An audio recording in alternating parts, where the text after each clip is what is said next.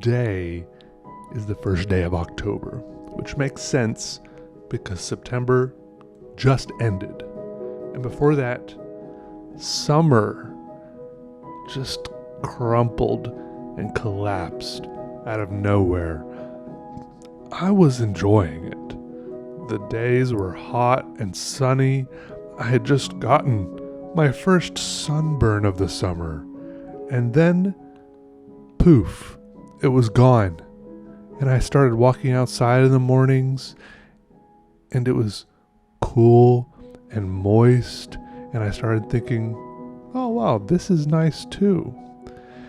So I went over to my shared art space, my little studio area where I've been doing some painting and stuff, and I thought, hey, maybe I should do some painting and stuff. That's what I'm doing here today.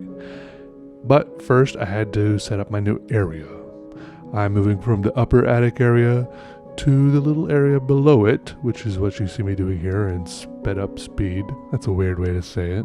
This area is a little less private and tucked away, but it's also bigger, and there's more room to stretch and jump around and hang up paintings. So I think it could be a good alternative, and it's also way less hot during the summer, which I probably shouldn't have waited until after the summer to move down here, but sometimes that's how things go. My goal right now with this space and with these kind of big colorful painting type drawing things is to make a bunch more big colorful painting type drawing things. And what I mean by that is it seems like kind of its own body of work. Like I've been doing little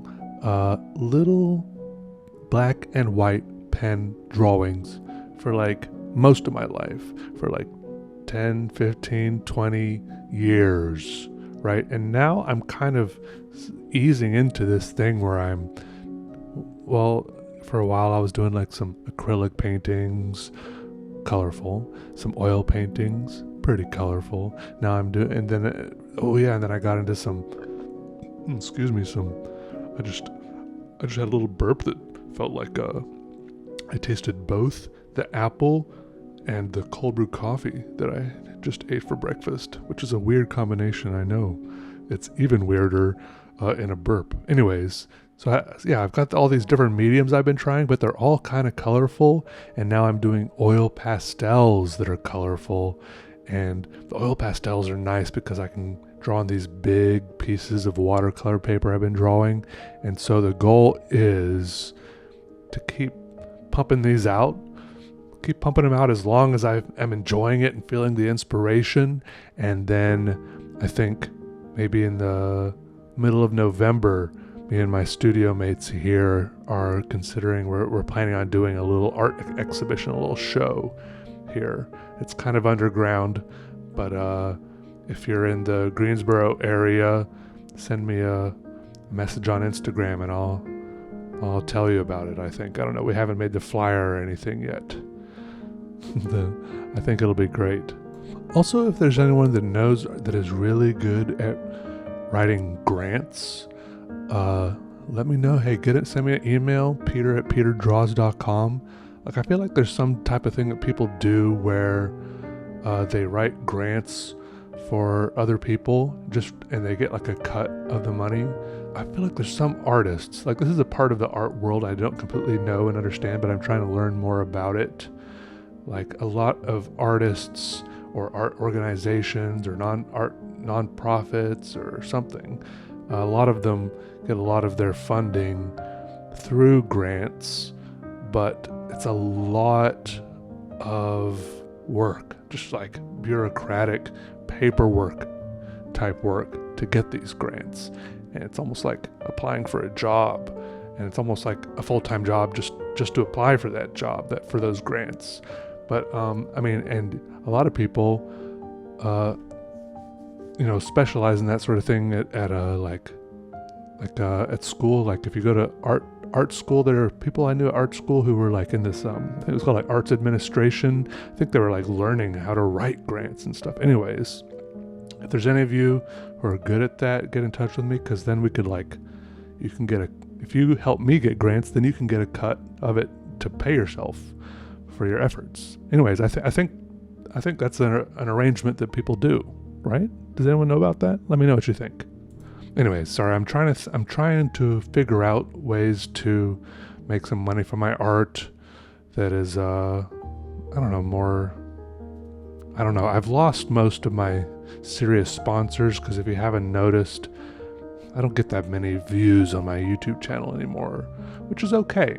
All right, it's okay, because it's been that way for a long time. So I think I just kind of have to settle into it and figure out what it is again, and look at it, sit back and look at it. I'm still love making art. I just really don't know how to make money from it anymore is all. It was really effortless for a long time, and then I'm not sure what exactly changed, if I changed by growing older, or if the world changed, there's new generations and older generations, or if the internet changed with different forms of content, long and short, horizontal, vertical, different types of algorithms,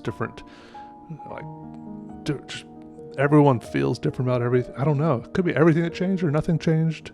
Everyone got tired of certain types of videos. I don't know. It could be nothing or everything. Regardless, life goes on.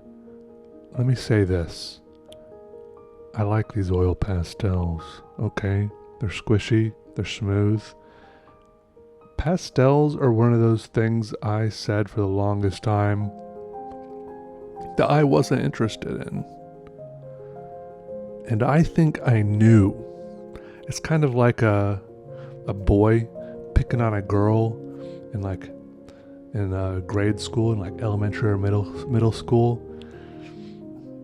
It starts digging at him. They know the longer they pick on the girl, it starts to give it away that the picking on the girl is they can only hide for so long that it's just attention that they're giving them, right? And I think that was the case with the oil pastels too. It's like I can't keep on thinking about oil pastels and talking about how much I don't want to use them and how much they're like the opposite of what I do. Sooner or later, the opposite of what I do is going to be perfect, because sooner or later I'm going to get a little bit burnt out, or get a little bit of artist block with just drawing with pen and paper.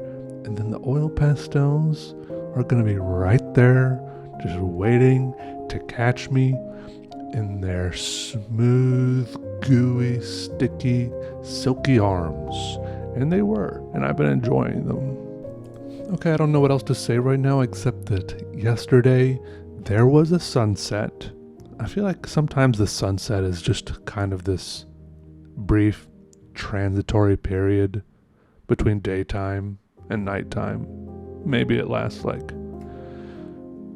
15-20 minutes if I'm really paying attention. But yesterday, I think it had something to do with the cloud coverage, like the perfect amount of it was complete cloud coverage, which didn't make for like a pretty sunset, because it didn't make for like a picturesque sunset, I mean. But the clouds acted like a giant lampshade over the face of the earth, and it turned the sunset into this event that lasted for like an hour.